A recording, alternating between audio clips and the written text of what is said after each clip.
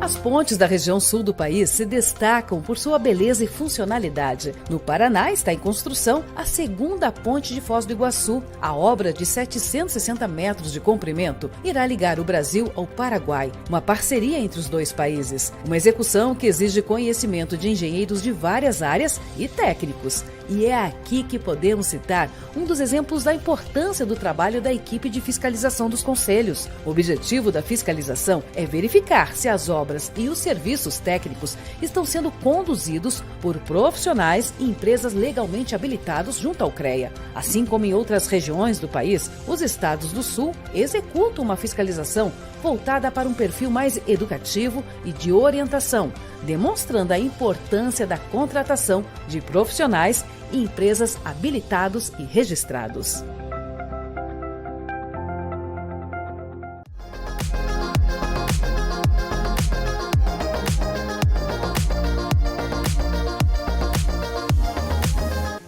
Engenheiros, arquitetos, planejando o futuro, concretizando sonhos.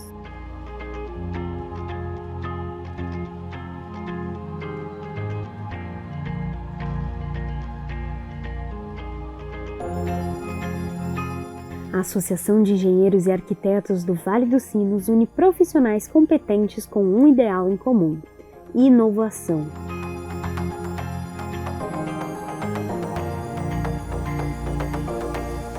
Um espaço focado na construção de novos projetos e na qualificação dos envolvidos, promovendo o associativismo, a cidadania, a ética e a sustentabilidade.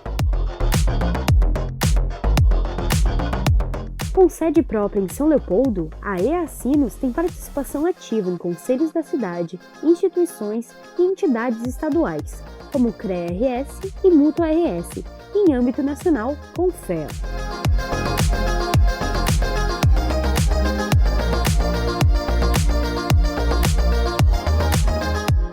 Cursos, viagens, palestras, eventos, confraternizações. Tudo em prol de construirmos juntos o nosso futuro.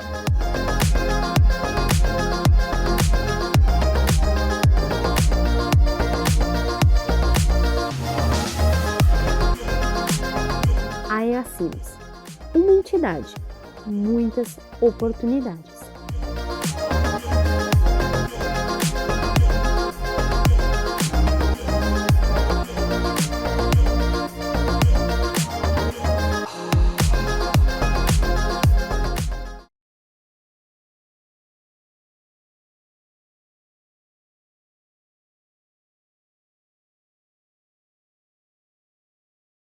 Então vamos lá, como construir um transporte público. Antes de entrar no tema da palestra específico, né, de 8 pontos que eu vou abordar aqui, né, essa palestra surgiu de um artigo que eu escrevi para a NTU, onde eu citei 6 itens que a gente precisa trabalhar para qualificar o transporte coletivo. Dei uma melhoradinha, aumentei mais 2 para essa palestra, então são 8 itens que a gente vai tratar aqui nessa apresentação. Para a gente falar primeiramente, num retrato do transporte coletivo pré-pandemia, depois na pandemia e pós-pandemia, o que a gente espera? O Brasil tem 5.568 municípios, né? E de manhã a gente citou aqui, na apresentação do Félix, que 2.901 municípios têm algum sistema de transporte organizado nas cidades, e dessas cidades, 74% possui um órgão gestor que organiza esse sistema de transporte. O setor emprega 500 mil, né, funcionários, entre motoristas, cobradores, fiscal, pessoal administrativo, de manutenção, e são 107 mil veículos circulando no Brasil. A idade média da frota era de 5 anos e 10 meses, quando eu fiz esse levantamento, mas certamente deve ter modificado aí com a pandemia, as empresas não renovando frota. Aqui a gente tem uma distribuição das viagens no Brasil, então a gente sabe que 28% do deslocamento das cidades acontece pelo transporte coletivo e 25% por automóvel, um índice de uso do automóvel extremamente alto, se a gente comparar com outras regiões, aí, né, com outros países, né, Barcelona e Paris, por exemplo, tem o uso de 15% e 6% do automóvel, respectivamente. Então, a gente vê que o nosso uso do automóvel é elevado e segue aumentando, né? Pode passar? Bom, e aí, falando especificamente do transporte, nós tivemos aí nos últimos 25 anos, né, esse é o anuário da NTU, esse é um gráfico do índice de passageiro por quilômetro, entre 1994 e 2019, antes da pandemia, o setor perdeu 38% de índice de passageiro pagante por quilômetro, ou seja, estou rodando mais e transportando menos, e né, com um custo mais elevado e com descompasso entre receita e custo de operação. Pode passar. E aí a gente tem algumas causas, né? Eu trago diversas causas aqui, não vou ser repetitivo em que os colegas vêm falando sobre isso, mas né, a questão do desemprego, a questão da tarifa elevada, a questão do ingresso de transporte por aplicativo, o trabalho remoto, que veio forte na pandemia, a questão do avanço tecnológico, coloquei o carro autônomo ali, porque hoje a pessoa consegue pagar uma conta sem sair de casa, né, e antigamente precisava se deslocar, então o avanço da tecnologia também é um fator. Nós temos a questão da falta de segurança, né? A gente teve um grande trabalho em Porto Alegre, aí reduziu mais de 90% o índice de assalto dentro dos ônibus, mas é um item que as pessoas ainda têm medo. Questão de previsibilidade, o Guilherme falou aqui do GPS, e eu vou apresentar uma solução aqui que é melhor que o GPS ainda para vocês aqui ao longo da apresentação. Qualidade do serviço, né? Frota, qualidade da frota e a infraestrutura viária, seja faixa exclusiva, BRT, terminal, enfim, condições para que o passageiro tenha um bom serviço. Falando ainda sobre alguns problemas, o item gratuidade, né? Eu não sou contra a gratuidade, mas a gente precisa saber de onde vem a gratuidade, né? Eu sou contra a gratuidade financiada por quem paga a tarifa, né? É o pobre financiando o pobre. Então esse é um problema que a gente tem. Quem anda no ônibus, de graça, quem paga por esse uso é o passageiro que paga a passagem, que já não tem renda, que já não tem dinheiro. Então, uma análise lá da NTU, né, se identificou que, em geral, 27% da demanda de passageiro no Brasil tem algum tipo de gratuidade no transporte. Porto Alegre tinha um índice de 30% de gratuidade, até essas mudanças promovidas pelo governo. Passada a pandemia, a gente conseguiu reduzir esse índice para 20%, 22%. Então, deu uma boa reduzida, mas é um índice elevado, e isso está lá na tarifa.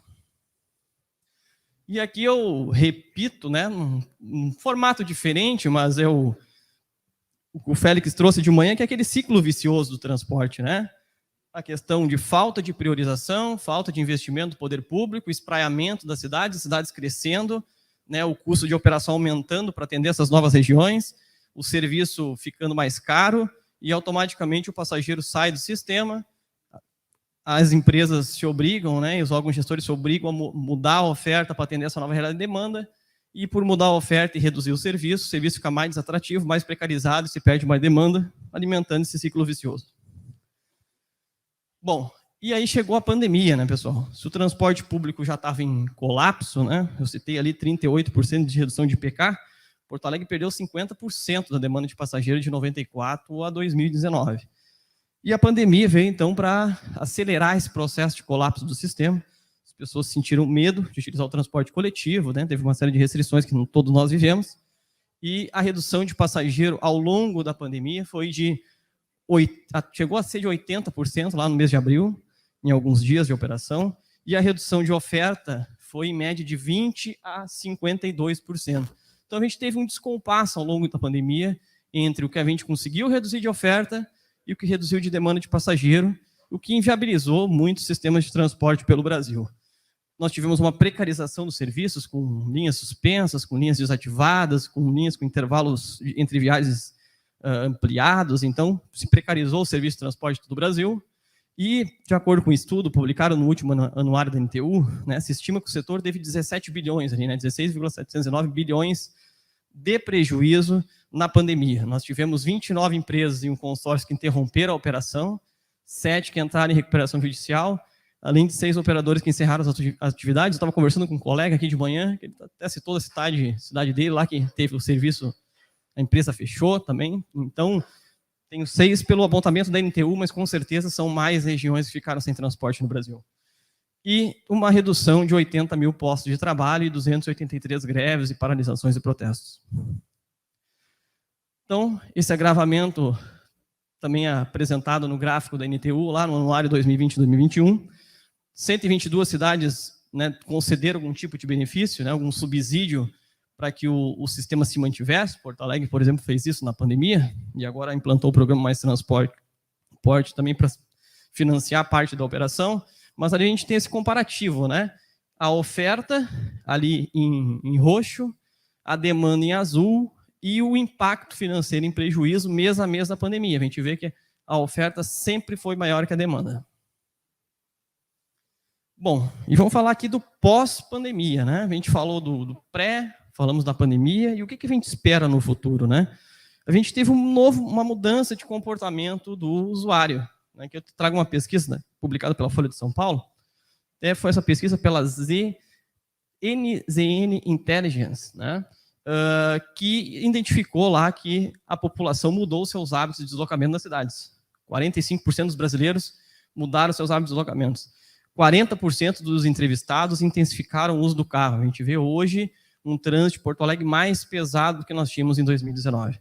As pessoas também passaram a aderir mais à modalidade, né, modal ativo, né, praticando mais caminhadas e deslocamento a pé, 31%. Nós temos aí uma forte adesão ao home office, ao teletrabalho, ao trabalho híbrido. Então, pessoas passaram a trabalhar 2, 3 dias no escritório e 2 dias em casa. Isso veio para ficar, isso muda, né, a mobilidade das cidades. E nós tivemos, então, uma mudança também no comportamento de compra, porque aquelas pessoas que não compravam online, elas tiveram que aprender a comprar online na pandemia. Então, nós tivemos a telemedicina, nós temos, né, educação remota cada vez crescendo mais, né, a compra de produtos. Então, mudou também esse perfil, né, de compra e que muda o deslocamento nas cidades. Então, nós temos aí para um pós-pandemia, que é uma reportagem também no DU, ali, né, bomba relógio, ali, enfim, um cenário meio, né, catastrófico para o transporte coletivo se a gente não fazer nada a nível nacional.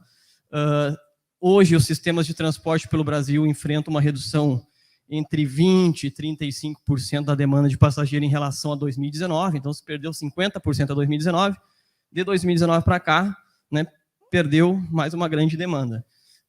A expectativa do setor, e aí conversando com especialistas, né, técnicos da NTU, pessoal do ITDP, enfim, uma série de especialistas, apontam que a expectativa de retomada de demanda do transporte vai ser de 80% a 85% do que se tinha lá em 2019. Então, uma queda mais de 15% em relação ao que nós tínhamos lá em 2019.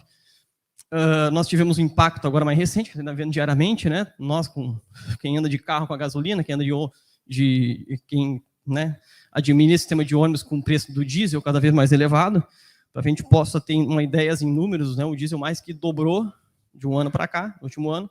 Só nos últimos 3 meses foi mais de 30% de aumento de diesel. E se a gente for pegar o sistema de transporte de Porto Alegre, né, a última análise que eu fiz, o aumento do impacto do diesel já representava um aumento de 60 centavos no custo quilométrico do serviço. 10%, na verdade, do custo quilométrico e 60 centavos na tarifa. Hoje, certamente, deve estar em 65, 70 centavos a mais que nós teríamos que cobrar lá na tarifa para pagar essa conta do diesel que está elevado. Bom, e agora vamos entrar aí nos principais desafios, então, do sistema de transporte. Eu trago 8 pontos que eu vejo que as cidades têm que trabalhar para que a gente possa qualificar esse serviço de transporte. O primeiro deles é preço da tarifa, segundo, frequência, terceiro, rapidez, quarto, rede de transporte, quinto, conveniência, sexto, comunicação, sétimo, regulação em contratos e último, a metodologia de planejamento de transporte. Pode passar. Bom, e falando então de preço de tarifa, né? O peso da tarifa no Brasil é elevado para a população.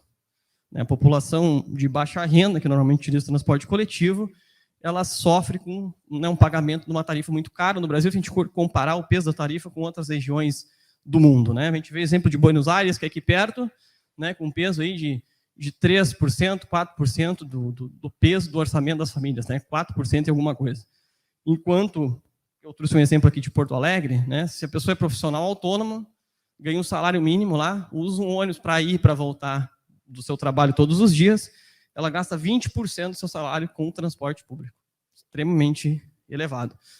Então, o valor da tarifa, ele é sempre elevado no Brasil, né, para a população pagar a passagem, e ele é insuficiente para manter o sistema com qualidade que o passageiro precisa. E a gente olha fora do Brasil, 74% dos países subsidiam o transporte coletivo. Então, isso é muito difícil de acontecer no Brasil. Pode passar. Nós temos algumas experiências, né? A mais conhecida de São Paulo, que já subsidia o transporte há um bom tempo. São Paulo coloca 3 bilhões no transporte coletivo. Para vocês terem uma ideia, o transporte coletivo de Porto Alegre custa aí 750 milhões, né? Com 3 bilhões, nós tornaríamos o transporte de Porto Alegre gratuito. Florianópolis, 21%, Vitória, 15%, Curitiba, 14%, Recife, 3%, e Porto Alegre, agora com o programa Mais Transporte, passou a financiar 11% do custo de operação de transporte. Bom, e por que a gente não financia o transporte coletivo? É uma grande pergunta, né? Eu trago sempre essa imagem que eu acho muito interessante, né? Que quando a gente fala em investir em infraestrutura, né, para acomodar o aumento do número de veículos, né, alargar vias, construção de pontes, viadutos, trincheiras, enfim, é investimento, a cidade está investindo. Agora, quando a gente fala em colocar dinheiro no transporte coletivo, nós estamos falando em subsídio e em dar dinheiro para o empresário, né? Então, isso é uma realidade complicada, cultural, que a gente precisa mudar. E por que não se coloca dinheiro no transporte coletivo? Eu citei algumas causas aqui, né? Incertezas técnicas, jurídicas, econômicas e morais, a questão da imagem da classe empresarial, né? Então, existe uma imagem muito ruim em relação aos operadores de transporte. Isso também acaba fazendo com que até quem use o ônibus ache que colocar dinheiro no sistema é dar dinheiro para o empresário. A própria questão da priorização, né? Falta priorização no transporte coletivo, e a falta de clareza, né? A população não consegue entender que o transporte é importante, na verdade é vital para que as cidades possam prosperar. Falando ainda sobre o preço da tarifa, eu trago aqui algumas pesquisas que são dados interessantes também. Isso aqui mais recentemente publicada, hein?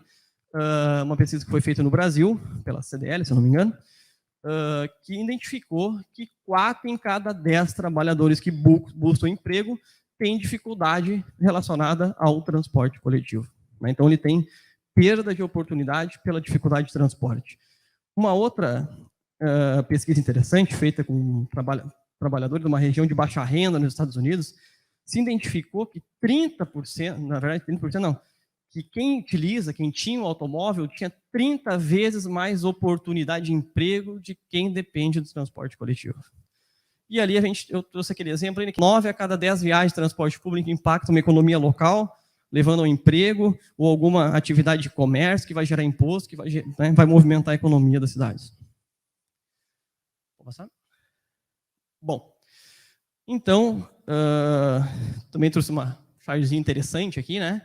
Tem as pessoas na mesa discutindo sobre a questão do aumento do combustível, que é um ponto em alta, né? E aí o chefe lá pergunta, né? A gasolina está em alta, como é que a gente pode resolver esse problema? Daí o primeiro da mesa diz, bom, veículos elétricos vai resolver esse problema. Aí a segunda diz, bom, subsídio para a gasolina, que nós estamos discutindo agora, vamos subsidiar a gasolina para o pessoal poder usar o seu carro. E o terceiro comenta, bom, vamos estimular o uso da bicicleta e do transporte coletivo. O cara foi arremessado pela janela, né? Ninguém gostou da ideia dele. Então, é essa questão cultural, né? A gente precisa ter em mente que nenhum sistema de transporte do mundo de qualidade, nenhum sistema de transporte com qualidade vai ser sustentado somente com o valor cobrado da tarifa. Não tem mágica. Eu escuto de vários especialistas, enfim, que são contra, né? Tem especialistas que são contra o subsídio tarifário, que primeiro a gente precisa ver o sistema. Vamos integrar, vamos fazer isso, vamos fazer aquilo outro, o sistema está irracional, depois se discute alguma possibilidade de aporte financeiro. Não tem como, não tem como. Não tem como entregar um serviço de qualidade. Para botar o Mr. M a planejar o transporte, não tem como. E aí a gente traz essa questão ainda da tarifa zero, né? O sonho da tarifa zero. Nós temos 35 cidades no Brasil que têm tarifa zero. Não estou dizendo que o transporte tem que ser gratuito, mas ele precisa ser de baixo custo. E quando a gente torna o transporte de baixo custo, nós acabamos, né, com a limitação de acesso às pessoas. As pessoas conseguem se deslocar, né, da mesma forma com a pessoa que tem carro, né? Eu quero ir para a Orla do Guaíba, eu tenho condição de ir, eu tenho um ônibus acessível, eu tenho um ônibus barato, eu quero ir trabalhar, eu posso, eu quero estudar, eu posso. Então a gente acaba com essa limitação do acesso à cidade. Vamos falar do segundo item agora aqui, que é frequência. Eu achei esse pôster aí, uma publicação aí na internet um tempo atrás, que diz ali que frequência é liberdade, né? Frequência is freedom, né? E ali ele diz, né, que uma frequência de aproximadamente 10 minutos coloca o nível de serviço, né, ao ponto que o passageiro não precisa se preocupar com a tabela horária. Se for falar do GPS do Guilherme aqui.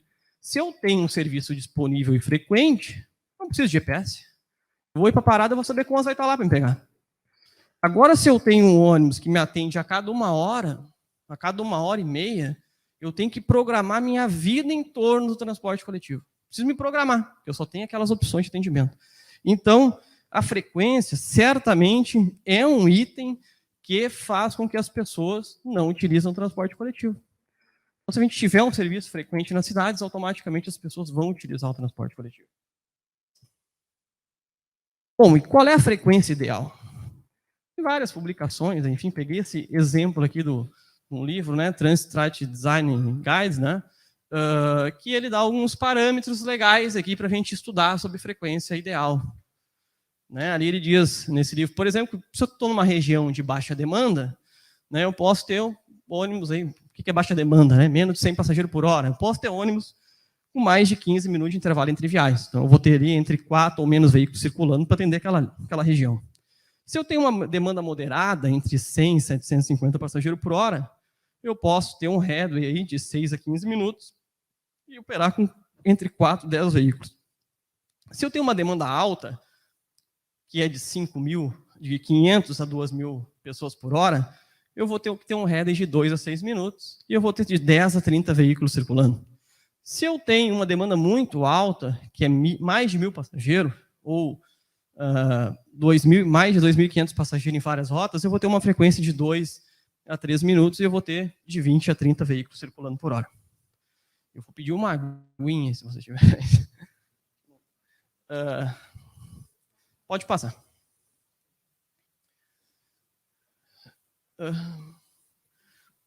Vamos falar agora do terceiro item aí, que é rapidez. Né? Falamos de frequência, falamos de tarifa, eu vou falar de rapidez.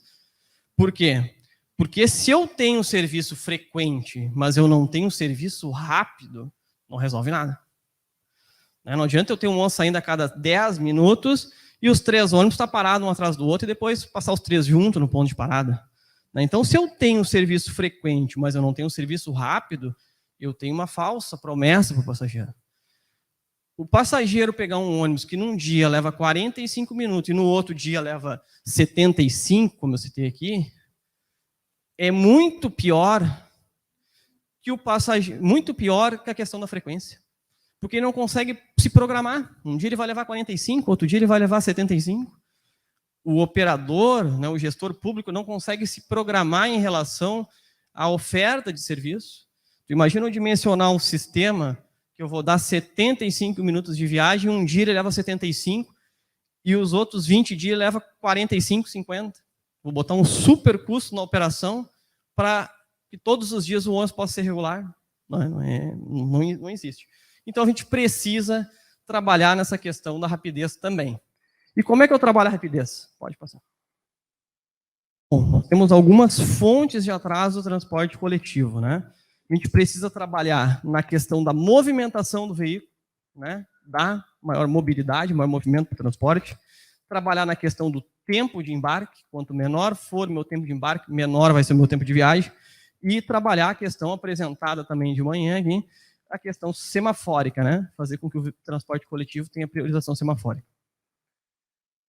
E aí, falando sobre o primeiro item, que é a questão da movimentação do veículo, a gente precisa priorizar, né? Foi apresentado também de manhã, foi apresentado ontem aqui, né, que o transporte público tem 10 vezes mais capacidade de transportar pessoas do que um carro, né? E que o objetivo de uma rua é mover o maior número de pessoas e não o maior número de veículos. Um grande manual de engenharia nos ensina lá na faculdade, como técnico, a medir o nível de serviço de uma rua. E a gente mede o nível de serviço pelo número de carros. Não, tem que medir pelo número de pessoas que a gente consegue transportar. Está errado esse conceito. Então, como é que a gente consegue melhorar essa questão da redução do tempo? Implantação de faixa exclusiva, implantação de corredor de ônibus, retirar estacionamento, questão da estrutura, né, padronização dos pontos de parada, são tudo coisa que a gente consegue fazer para melhorar o movimento do ônibus. Pode passar. O outro item que eu citei, que é o sinal vermelho, foi citado de manhã aqui, na palestra pelo colega, que a gente precisa tem condições hoje, né, com sistemas semafóricos, de priorizar o transporte coletivo através de sensores, através de tags nos ônibus, através de câmeras inteligentes, de fazer essa priorização para que o transporte público fique o menor tempo possível em tempo de sinal vermelho, porque é aumento de tempo de viagem. E com relação a tempo de embarque, né, o Guilherme até citou aqui da questão do processo que Porto Alegre está passando, na retirada de cobradores, a gente precisa buscar soluções para que o tempo de embarque do transporte coletivo reduza. No momento que o motorista começa a cobrar uma tarifa, né, aumenta o tempo de viagem. Vamos falar em números aqui. Subiu um passageiro quando tinha um cobrador dentro do ônibus, o ônibus ficava 15 minutos, né, o tempo de arranque da parada é 15 segundos, na verdade. Ficava 15 segundos no ponto de parada. Hoje o passageiro embarcou com dinheiro e pagou no transporte coletivo e o motorista tem que dar troco, esse veículo vai ficar 1 minuto parar na parada. Então é tempo que a gente está agregando. Bom, é 5, é 6, é 10 que pagam no dinheiro, é aumento de tempo de viagem, é aumento de, né, um serviço mais lento para o passageiro. Então a gente precisa buscar soluções. Uma delas, apresentada também de manhã aqui, a questão de pagamento digital, né? A gente fortalecer o pagamento por QR Code, pagamento externo, embarque por todas as portas, embarque em nível. Então a gente precisa garantir um pagamento antecipado e uma possibilidade que o passageiro não precise pagar dentro do ônibus para a gente poder ganhar velocidade. E aí, o que a gente ganha com esse item de rapidez, né? Trouxe alguns itens aqui, até está no pôster lá das faixas exclusivas. Bom, a gente vai ganhar velocidade, regularidade na operação, como citei, que é mais importante que frequência, atratividade do serviço, demanda de passageiro e automaticamente aumenta a receita. Nós vamos ter uma redução do tempo de viagem, redução do intervalo entre as viagens, no momento que o veículo começa a ser regular, desconforto, vai reduzir o desconforto, vou ter uma redução de custo de operação, de frota, de tripulação e uma redução de custo operacional. E aí eu trago esse exemplo da redução de custo na prática aqui.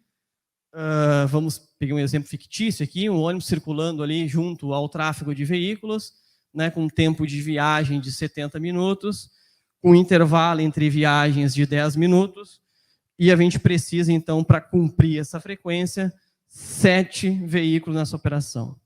Eu tive, então, uma introdução de uma faixa exclusiva, por exemplo, e meu tempo de viagem reduziu de 70 para 60 minutos. Bom, se reduziu 10 minutos, eu consigo entregar aquela frequência de 10 em 10 minutos com um veículo a menos, ou eu consigo melhorar o atendimento e colocar ônibus a cada 8,5 minutos. Vamos entrar no próximo ponto agora aqui, que é o quarto item, que é a rede de transporte. E aí eu vou perguntar para vocês aqui, vou tomar uma água enquanto vocês respondem. Esse aqui é o mapa de Porto Alegre de 2012, 2013, né? Queria que vocês me falassem o que mudou na rede de transporte de 2012 para a rede de transporte de hoje. Alguém se arrisca aí?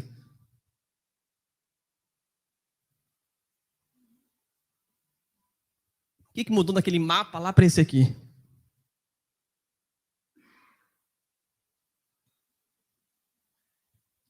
Bom, vou dizer para vocês aqui, vou dar a resposta. Mudou a cor das linhas ali, né? A região norte agora é azul e a sul é vermelha. Isso a gente mudou. Mas a rede de transporte praticamente não mudou. Algumas exceções, algumas pequenas mudanças, mas a gente não mudou praticamente nada. E eu pergunto para vocês que um sistema que não muda à medida que a necessidade das pessoas mudam, que a cidade cresce, ele consegue manter a demanda de passageiro? Não consegue, né? Então, o declínio de passageiro do transporte coletivo, ele se justifica pela inércia do setor em promover mudanças. Com todo esse avanço tecnológico, né, cada ano, né, os veículos têm um diferencial novo que tu quer trocar o teu carro, tu quer trocar o teu iPhone, mas o único modal que não mudou, né, foi o transporte coletivo. Ele é o que tem maior capacidade de transporte, mas ele ficou parado no tempo. E aí eu deixo algumas perguntas aqui para a gente discutir, né, para qualquer cidade vale isso aqui. Isso aqui é um manual, né? Qual é o percentual de residentes da sua rede de transporte que possui um serviço de alta frequência nos horários de pico? Qual é o percentual de empreendimentos habitacionais, industriais, comerciais, que dispõe de transporte coletivo dentro de um parâmetro de caminhada acessível, por 500 metros, por exemplo? A sua rede de transporte é capaz de conectar as pessoas e as suas necessidades? Ela está atendendo isso? Qual é o nível de racionalidade, de integração do seu sistema de transporte? É um sistema racional, é um sistema organizado, as pessoas entendem, conseguem compreender o serviço que está oferecendo? Qual é a abordagem, o tipo de serviço entregue em regiões que não existe a capacidade fornecida pelo transporte tradicional ou para os clientes que querem um serviço mais diferenciado? Né?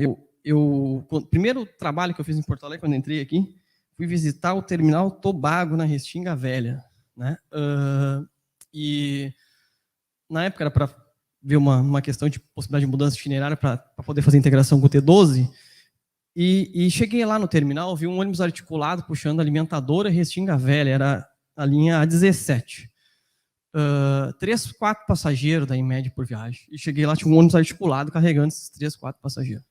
Bom, tem um aproveitamento, o carro fica parado no terminal, tudo mais, enfim, a demanda é extremamente baixa, então tem uma série de fatores, mas, enfim, a gente entrega o mesmo serviço, né, o mesmo modelo de serviço, independente da região da cidade e independente da necessidade da população.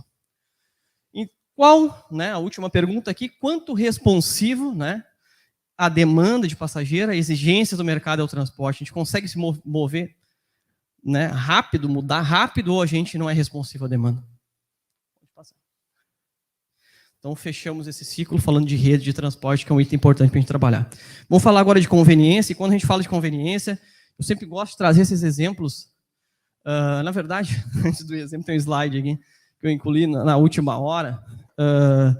Se eu estava lendo um livro sobre atendimento ao cliente e adaptei para a realidade do transporte coletivo, que eu acho bem interessante, e é o seguinte texto aqui, eu vou ler para vocês, que é assim, né, uma pessoa perguntando para mim aqui: Diego, os nossos passageiros estão ultimamente diferentes, né? Eles não toleram atrasos, reclamam se os ônibus estão lotados, se o motorista não dá um bom dia, ou se ele não parou para embarque.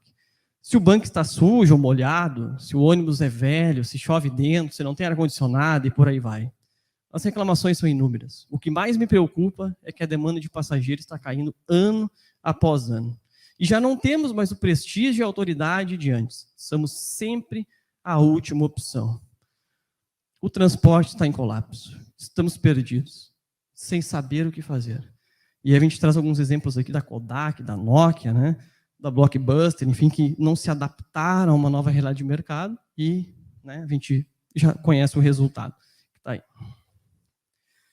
E quando a gente fala de conveniência, de serviço conveniente, eu sempre gosto de trazer esses exemplos. Né? O Spotify acabou com a pirataria, né? Mesma coisa, o Netflix, a questão do acesso aos filmes.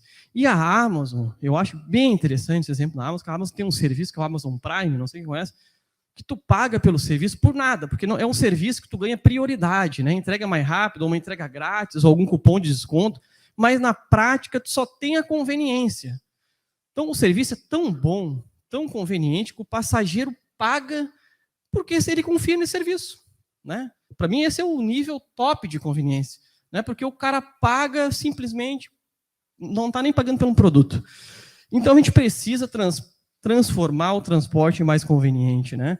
A gente citou antes ali a questão do pagamento da tarifa, né? Se a gente quer usar um ônibus urbano e outro metropolitano, aqui a gente tem que usar 2 cartões no bolso. A dificuldade do passageiro já começa para entrar no sistema. Ele não consegue entrar.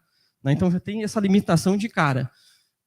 Nós não temos informações nos pontos de paradas, terminais, redes sociais, enfim, né? Se numa capital às vezes já tem um pouco de dificuldade, imagina, né, no interior. E a questão da clareza da rede de transporte, que eu costumo citar, também é uma frase bem interessante, é que o sistema de transporte público, ele é muito fácil de ser ignorado pela população. Ele é difícil de entender, mas ele é fácil de ser ignorado. Pode passar. Próximo item, então, aqui, tocar meio rápido agora, pouco tempo, comunicação, também um ponto importante, incluir na última hora na apresentação aqui. Né? Hoje a gente tem um cliente hiperconectado, hiperinformado, hipercriterioso, hiperexigente, por que não dizer hipermimado, né? A gente precisa tratar esse cliente com carinho e atender ele melhor. E aí eu cito alguns itens aqui, como a questão de a gente divulgar melhor as informações, ter um diálogo com a mídia, ter um diálogo com a comunidade, né, e fazer com que o cliente confie no nosso serviço.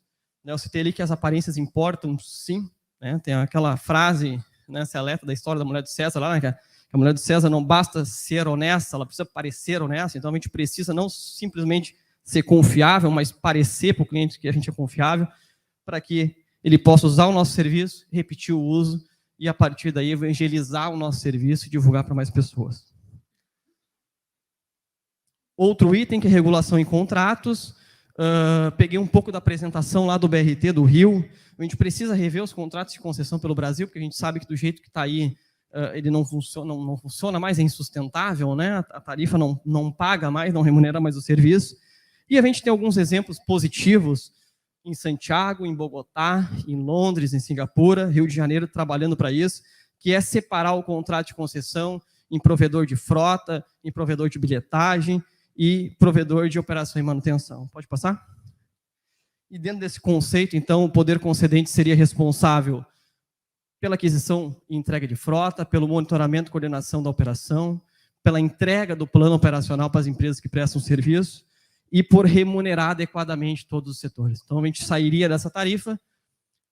Claro que o gestor teria a receita do sistema arrecadado, ele vai definir uma tarifa e quanto de financiamento ele vai fazer, mas ele seria, então, o responsável pelo sistema de transporte. O operador passaria, então, a ser responsável pela operação e manutenção do serviço, o provedor de frota entrega a frota e orienta os permissionários quanto à garantia da frota, as revisões periódicos que precisam se fazer nos veículos, e o provedor de bilhetagem entregar um sistema de bilhetagem aberto, enfim, compatível, disponível com outras tecnologias que possam ser de fácil acesso.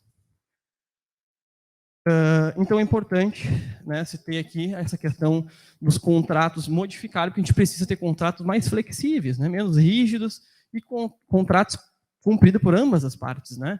Não adianta o poder público congelar a tarifa 3, 4 anos, e o operador não cumprir o contrato, não colocando viagem. Então, é uma briga de um lado, do outro, e a gente não consegue chegar a um denominador comum. A gente precisa ter um contrato que seja bom para ambas as partes, e principalmente para a população. E o último item aqui, que é a metodologia de planejamento de transporte, que também não deixa de ser importante. Né? A gente sempre planeja, né? Eu sempre cito isso, a gente planeja o sistema de transporte para que ele seja ruim mesmo.